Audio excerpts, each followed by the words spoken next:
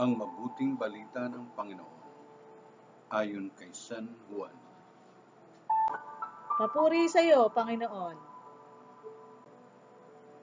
Noong panahong yun, habang nakahilig kasama ng kanyang mga alagad, nagugulumihanang sinabi ni Jesus, "Tandaan ninyo, ako'y ipagkakanulo ng isa sa inyo." Nagkatinginan ang mga alagad. Hindi nila alam kung sino ang kanyang tinutukoy. Ang alagad na minamahal ni Jesus ay nakahilig na kalapit niya. Kinalabit siya ni Simon Pedro at sinabi, "Itanong mo kung sino ang tinutukoy niya." Kaya humilig siya sa dibdib ni Jesus at tinanong, "Panginoon, sino po ba ang tinutukoy ninyo?" Sumagot si Jesus, "Ang ipagsawsaw ko ng tinapay, siya na nga." At nang may sawsaw ang tinapay, ibinigay niya ito kay Judas na anak ni Simon Iscariote. Nang matanggap na ni Judas ang tinapay, si Satanas ay pumasok sa kanya.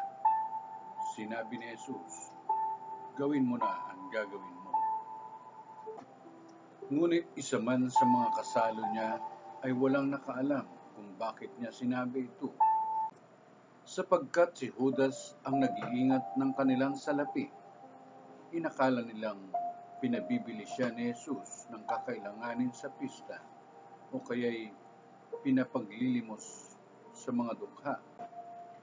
Nang makain na ni Judas ang tinapay, siya'y umalis. Gabi na noon. Pagkaalis ni Judas ay sinabi ni Jesus, "Ngayoy may hahayag na ang karangalan ng Anak ng Tao at mahayag din ang karangalan ng Diyos sa pamamagitan niya.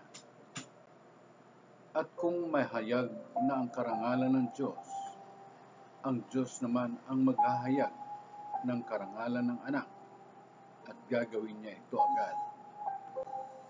Mga anak, kaunting panahon na lamang ninyo akong makakasama. Hahanapin ninyo ako.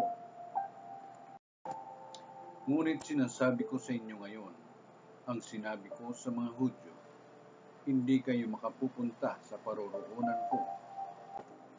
"Saan po kayo pupunta, Panginoon?" tanong ni Simon Pedro. Sumagot si Jesus, "Sa paroroonan ko'y hindi ka makasusunod ngayon, ngunit susunod ka pagkatapos." "Bakit po ako hindi makasusunod sa inyo ngayon?" tanong ni Pedro. "Buhay ko may iaalay ko dahil sa inyo." Sumagot si Jesus, "Iaalay mo ang iyong buhay dahil sa akin? Tandaan mo, bago tumilaok ang manok, makaikatlo mo akong itatatwa." Ang mabuting balita ng Panginoon. Pinupuri ka namin, Panginoong Jesucristo.